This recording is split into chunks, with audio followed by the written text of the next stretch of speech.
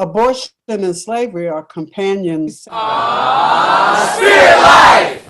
Hey, Spirit Life, this is Bruce on the 40 Days of Life, and I have with me a very special guest. My honor and privilege to introduce Catherine Davis, who happens to be running for governor in the state of Georgia, but who also happens to be one of the most prolific pro-life advocates who's been fighting for the rights of the unborn and to protect the innocent for many, many years now. It's my great honor to introduce you. Thank you for joining me. Abortion and slavery are companions. They go hand in hand. The very same principles that the United States used to enslave people and keep them enslaved are the very same principles that they use to take the life of the child. They deem the child not a person.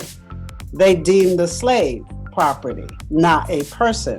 And they apply those same principles. So they really do go hand in hand if you look at history. And that is the thing that most people don't talk about because they don't know. They don't realize what the basis of the Dred Scott and Plessy versus Ferguson cases were. But if you look at the principles that the court used, they're identical to what they use in abortion. And we need to stop it. And we need to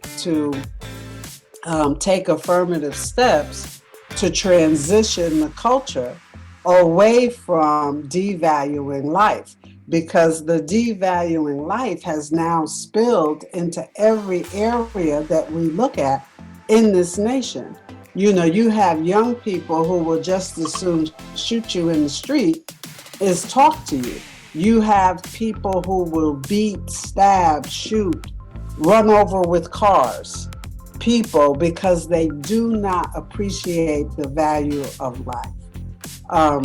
They don't appreciate the imago Dei, that we are made in the image and likeness of God. And they have taken the very principles of us being made in God's image and used it to keep us fighting one another on something we didn't have anything to do with, which is the color of our skin.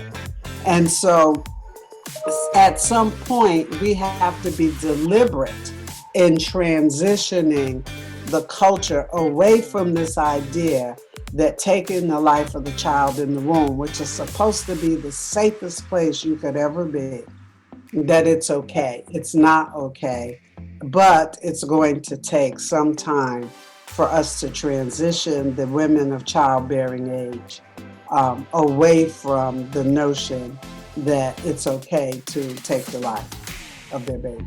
I've heard pro-choice people say, well, if you can't figure out every solution and how to live in a post-abortion nation, then we shouldn't end it. And I feel like the analogy is clear that people could have used the same rhetoric in the days of slavery and said, well, unless you can figure out every detail about how to take care of the post-slavery America, then we shouldn't do it. But the immediate action that we need to take is the same that they took, to give human rights to those that are most vulnerable.